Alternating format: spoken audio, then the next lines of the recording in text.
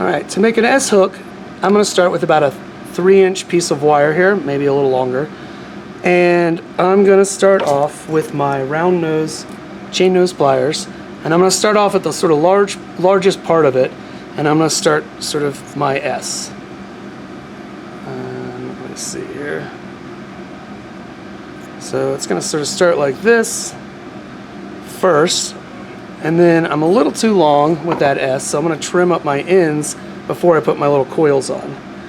And I always want to have flush ends anyway, so I should have just flush cut those ends a bit already. And then I'm going to take my,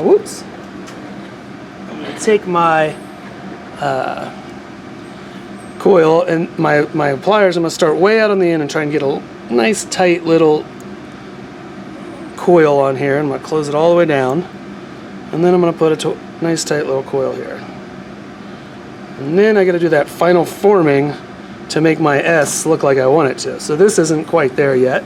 I need to put some more arc into this bin to coil this around and make it more of an S.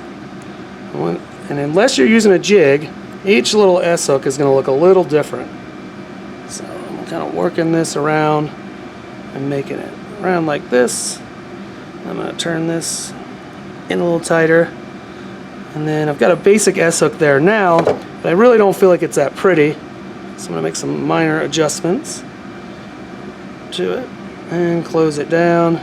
Say, okay, so that's a decent little S hook, but it's not quite finished. I'm going to go ahead and flatten and tighten up my coils. See how my coils aren't quite all the way closed? I'm going to close those up using my pliers like this.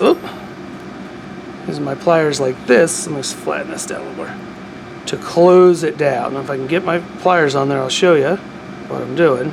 Like this, and I'm going to close that down just by squeezing it down closed. And the same over here. Just squeeze it all the way closed because I want it closed, and then I'm going to squeeze it flat.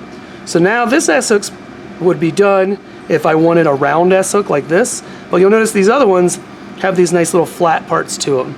And those flat parts are both decorative, but they help to strengthen your S-hook, because once you start forging, you make it a little bit harder. So to get these flat ends, I've got a hammer to forge it out. So I'm going to get my hammer with a little flat end here, and I'm just going to start tapping on the arc to sort of widen out that part on the arc. I'm going to flip it around to the other side. And there's some dings in my hammer, so those dings are showing up on my arc, and it'd be nice if I had a cleaner hammer, but I don't. So there you go. That's a pretty much finished S-hook there once you've forged it and got that smooth end on the end.